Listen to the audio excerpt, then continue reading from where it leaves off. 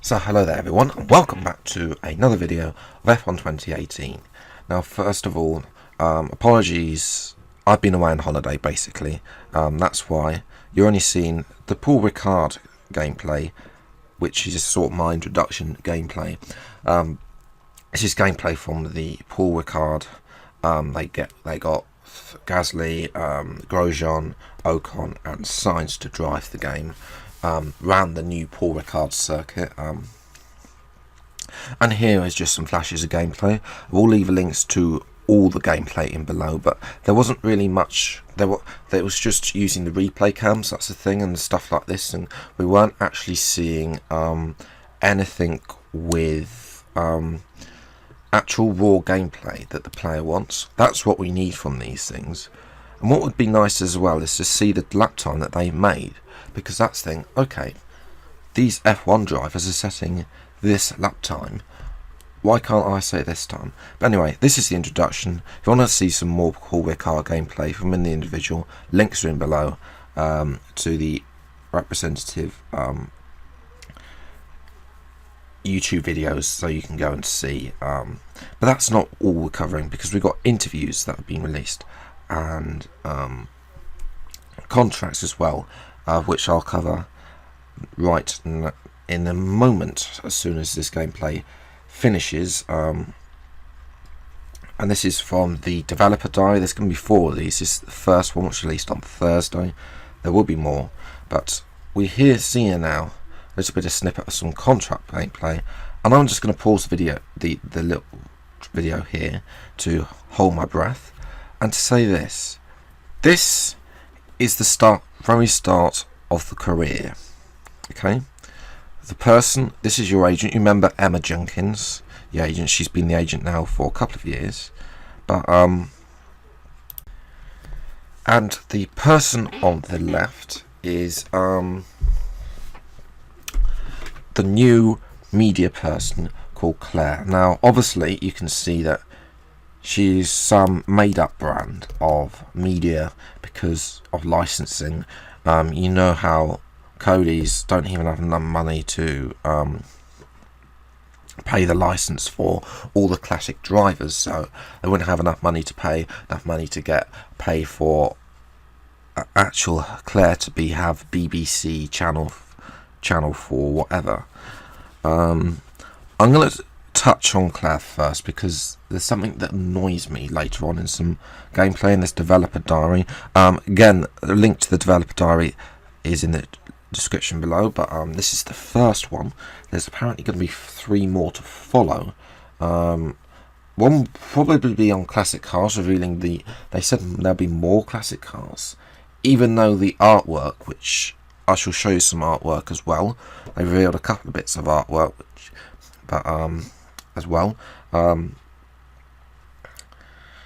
But ultimately, this is a nice setting. This is a new part of the paddock. This is actually part of the end. It's actually quite a nice setting. She's got a cup of coffee. I'm sure that would be the same cup of coffee from that's been there, getting mould on it from seasons 1 to 10. But this, I know, will be the first scene that you see at the start of your career, basically sitting with your agent and saying, I've signed, well in my case, I've signed for Sauber. Okay, you can still pick your team. It's not like F1 2010 where they just give you a selection, and you can't even drive for the top teams.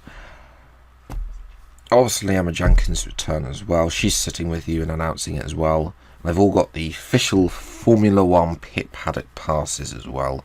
And they're just sitting down with you discussing, and basically discussing, you've signed for Sauber, and I believe it's after the first qualifying session she asks you what the goals of the season are. But this screen is just saying, I've announced for Sauber. I'm not sure if there's going to be any questions at this point. We'll have to wait and see if they expand on that in the future. Developers' diaries, or they have to end up waiting for all the game to come out. Now, this screenshot, which is a screenshot I've used for the thumbnail, by the way, You can see there's a cameraman. I don't know if they're going to call him something, but I doubt it. But obviously they ask you several questions in different locations. So you saw there, that was around the paddock area. This is one of the locations that is in the paddock outside the motorhome. They did introduce the motorhome for bad news. That's sort of being changed, and I'll get onto that with the R&D sort of that later on in the video, because there is a little bit of change about that this year. But this is sort of, you got the sort of lorry thingy where they have the tech guys in there running the numbers and making sure that you can do an alternative strategy. We've also got this picture which is outside. Well, this is actually in the pit lane, so literally there she's interviewing you outside your garage, which I don't think I've ever seen anybody get interviewed there. They're usually in that little tent area where they get interviewed. That's where they majority get interviewed. So but yes, to see her now, part of this screenshot, also we get to see some of the questions that could be answered, and there were people on Twitter saying that it could be the same 10 questions, the same questions for all 10 seasons. Hopefully it's not going to get repetitive. Only time will tell whether it actually is the same questions for each of the 10 seasons. I'm sure there'll be somebody who does a 5-lap career and will be able to go through all the questions and see if they're actually the same or not. Hopefully Codemasters have incorporated some coding so they're not repetitive, because if it gets repetitive it gets boring and dull, and then people stop playing the game. So well, it happens that anyway, but I'm sure somebody will be modding her outfit anyway to make her look like BBC Channel 4 or whatever. But ultimately, people are also saying they need more characters, because you don't just get interviewed by one person, you get interviewed by several people. And hold that thought because I'm going to bring that up again later on in the video, because there is a little bit that I am not very happy about. Okay. Now here you can see on screen is an example of a question you'd get. You were cutting your way through the field during the race. Didn't like anyone had as much grip as I did. Our engineers had done a fantastic job, blah, blah, blah. It was easy when the car handles like this, and I can't quite see what that says. Hang on. When it comes to raw horsepower, I don't think anybody can compete. Again, the showmanship and sportsmanship is going to be a big influence on the contracts. Okay, certain teams will want a sportsmanship and certain teams will want a showman to be a member of their team, should you want to be able to go and drive for that team. Now obviously there's no sitting around. If you want to go and ask for a team, I'll get onto contracts later about that sportsmanship, because there are some screenshots from that. But this, now there is also an option for no comment that nobody's picked up on. Now what would happen to the sportsmanship and showmanship if you selected no comment? Would that stay the same, or would that say, look, I've said no comment to this? I ultimately think it depends on the question, but it depends if you want to boast or you want to be a sportsman. If you select no comment every time, is it just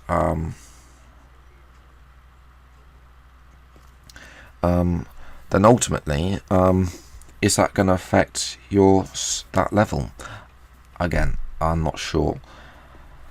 That is an example of one of the questions that you'll be answered, and I'm sure that you'll be able to see that question. Maybe they'll see that question, type of question again, depending on how the race goes on. Now this is another style of question. You can get, obviously not all the thing, it's not like Who Wants to Be a Millionaire when you only have 4 answers for every question. There can be 2, I think, up to 5, I think, is the choices. Obviously you've got time sensitive, the timer counts down in the middle, telling you how many seconds left. Like gives you, what, 12 seconds to decide, or something like that. Obviously, hopefully, it's not just 12 seconds for every question, and it is actually, when you actually answer the question, obviously, if you've got 5 options, you need to read all those 5 options before making your choice. Obviously, no comment again is also another option. Now, ultimately, if you really didn't care about this, then you could just select no comment every single time, or you could just press eeny, meeny, miny, mo, and just make up an answer, depending on what's on there, just to bypass this, really. But ultimately, this is about the things are close between you and Hulkenberg. Again, you can see another background. This is outside the paddock this time. On the previous screenshot with the Sauber, but obviously with the Haas logo imported on it instead.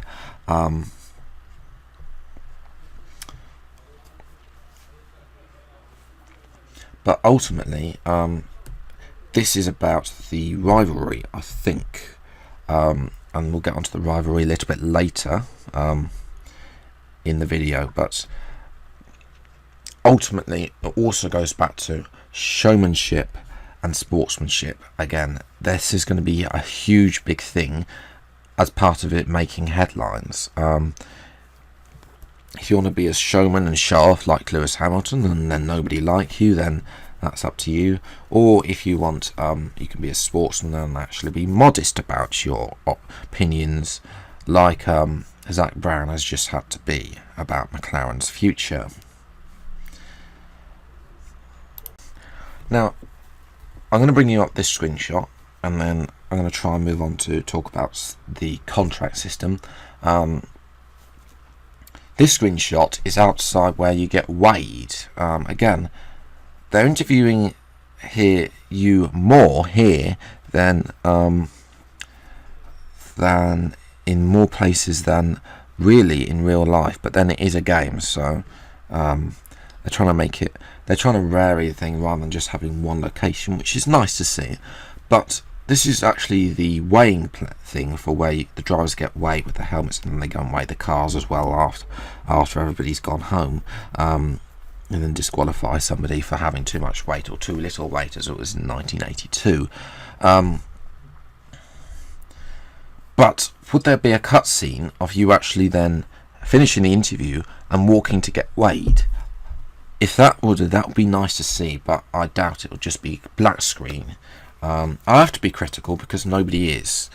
Okay, if it's going to be a black screen, it needs to have. If it's just the little things that will be help to improve this game, to have a cutscene like you. Obviously, you can skip all the cutscenes should you wish, because seeing the cutscene 1,000 million times will probably bore you.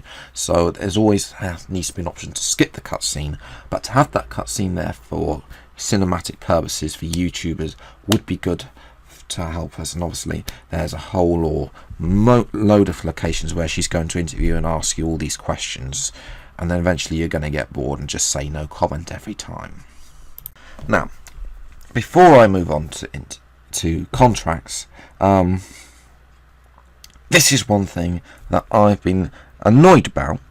Ultimately, this is Charles Leclerc getting interviewed by somebody, but it's not Claire.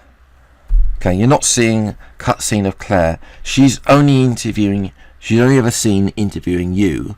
Why have then they spent more time getting this bloke, whoever he is, with an F1 official microphone interviewing Leclerc.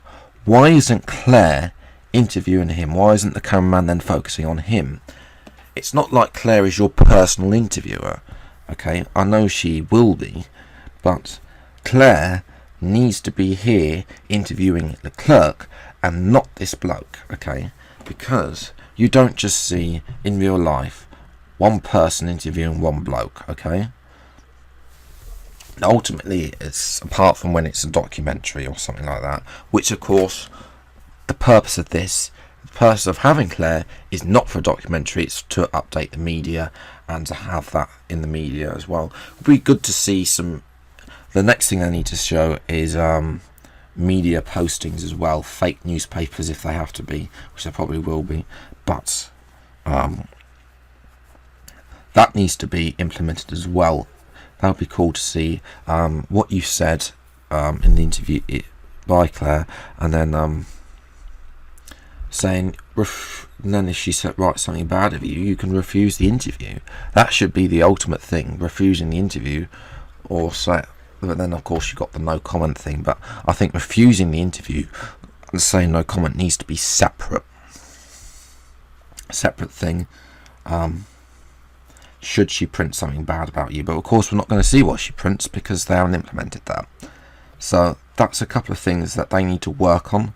Get Claire to interview Leclerc and all the other drivers, and see what she writes about us in the newspapers. So, if you just, you may have seen a little screenshot there of moment of the interview and the Haas rep, the rep with the team. I'll get onto that in a moment because that comes back into these screens here. But first of all, this screen, okay, we have you can then, as mentioned earlier, you can ask for a contract anytime you like with a new team, instead of waiting for the end of the season and the game picks you 3 teams that you don't actually really want to sign for. This time you can pick your team, which is good. Obviously, this is this. So, first of all, let me break this down because there's a lot on this screen. Okay, you got the contract negotiation. With this particular case, of negotiation with Toro Rosso. My case, it might be negotiation with Ferrari, as once we got Sauber up there. You can negotiate to drive for Ferrari in my career. Expected qualifying position is 12th.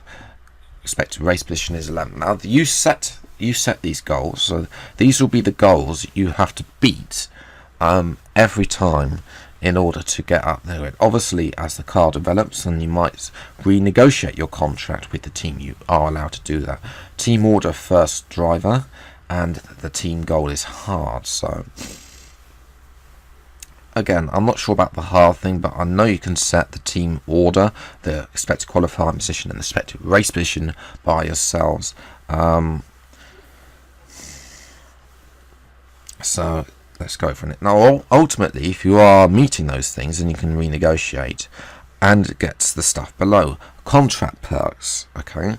Now, if you remember back to F1 2017, there was the contract perk, there was these things called perks. You got better pit stop efficiency, and they were just basically you got them for playing the game. This time, they've been removed and put into the contract, and you can ask for it this time. So that's something nice to see, is that you have more control over what you're doing instead of the game. You can ask for race bonus, 25% more resource points for races level 1. Obviously there's different levels. As when you go up and up, you can renegotiate and get better contract perks with the team you're racing for. Ultimately, race bonus upgrade speed is none, but I believe that goes up. You can get more the upgrades here 1 week quicker, but that might they haven't actually mentioned this, but there's still the chance of failing parts, and if they are rushing parts through, there could be that increased part failure. But also getting the upgrades on the car quicker that's got to be the risk that you have to take. Simultaneous enablement, 2 upgrades per department, which is already an improvement, and 10% quicker pit stops is something that you want to work for. So obviously working on pit stop efficiency. Now ultimately, it takes 1 race weekend to negotiate with a team, so don't waste all your time on a team that you don't have a chance with. Contract value. Now I believe the white bar is the expectant for Toro Rosso, and then you got your value. So ultimately, that's just a check there to see what chance you actually have. And then you've got reputation with the team. Ultimately, it's not just about racing this time; it's about being sportsman, showmanship, as you can see from the slider above. And then obviously you've got your progress bar, rookie to veteran. So those are the stuff that's in there. It's basically a check to see, okay, this is what I want, and then this is how on the left, and then on the right screen, you've got your chances of actually getting that. And ultimately, they may say no, depending on if the team wants sportsmanship or showmanship, etc., etc. Now we also have this screen as well, which again, I'm a little bit. I think this is part of the profile. I think this is about renegotiating or something like that. But there is one. It's basically the same screen, apart from the. This also might be at the start as well, the starting screen, I think. But there is something. There is there. Proposed contract temps left. 1, 2, 3. Okay. Or should you get fired as well? This screen might come up. Then you got negotiate with a different team as well. But one thing, proposed contract attempts left. Hopefully that this comes into the other screen when you see it, or this screen comes up and just says what that thing. And they will say no. There is a screen that says no, sorry, we don't want you. They will reject you, but they also will accept you. So it's depending on what you've got to meet their criteria. Now ultimately you can go back on the perks if you're not if you're asking for too much. It varies. But this is just one of the screens, and you have 3 attempts left. I believe that's per season for the whole thing. So if you're using one of the attempts trying to get to Toro Rosso, and obviously proposed contract value, your value. If you're Ferrari, that bar might be tall and you're down at the top, then ultimately you're not. If the white bar is above your value, then ultimately you don't really stand a chance of actually getting in the team. If you're below, then you probably do stand a chance of getting a drive with that team. And then ultimately you can ask for first driver depending on your value as well.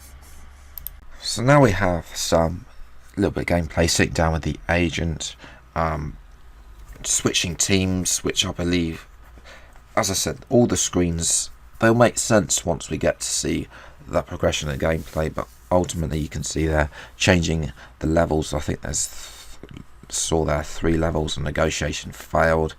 And we have the rivalry tools. Obviously our teammate is a rivalry as well, but this is something as well. This is a screen that I want to pick you up on. Rivals. Obviously the rivalry system is being changed again now to this star-based system. Now ultimately they don't tell you what your star is. That's something that could be added, is to see rather than having just points here or something here, you can see your star, because ultimately if you've got a 1-star thing, then you need to make sure you've got enough stars. If you want to be playing someone like a Van Dorn rather than against Riccardo, you can see there 36 stars, Van Dorn has 2. Ultimately, your rival goes back into the contract. So the contracts and the rivalry, there needs to be the star though, because otherwise I'm just going to forget. And picking somebody as well is needs to be done, and then you can see how much points you get, etc., etc., as the tally goes up. So yes, that is about rivalries and stuff. You can see some introduction gameplay with the arrows, with some planes going over, which is nice to see at that little bit extra, but we don't want to see that every single race, just at certain races. And there's just one final person that I need to introduce in this video and talk about. This is Carl. Apparently he's gonna, I don't know exactly what he's doing, but I believe he's going to be the deliverer of the bad news. Whether he's a replacement for Chris, I'm not so sure. Whether Carl and Chris will be working together as well. But you can see there in the bottom right hand screen there is the R&D screen. And also this extra place where bad news is going to be. I'm not exactly sure whereabouts this is. If it's inside the paddock or somewhere, or the motorhome or something like that. That is Carl. I'm sure he'll have more stuff explained about him in the next one. It just leaves me to say about these screenshots. You can see they've introduced some screenshots that look pretty nice to see. Ferrari, for Sauber, and all of them racing through. So they'll be rolling through to finish this video. And I'll leave you with them. If you have enjoyed, leave a like, subscribe to the channel if you need to see more F1 2018 gameplay, excuse me, as and when it comes out. I'm now back from holiday, so if there is any new game news, there will be a video as soon as I get home from work. I'm out to go back to work, which is the downside of being back from holiday. But yes, hopefully you've enjoyed, and until the next video, I'll see you next time. Take care, enjoy the rest of your day. Thank you so much for watching, and goodbye.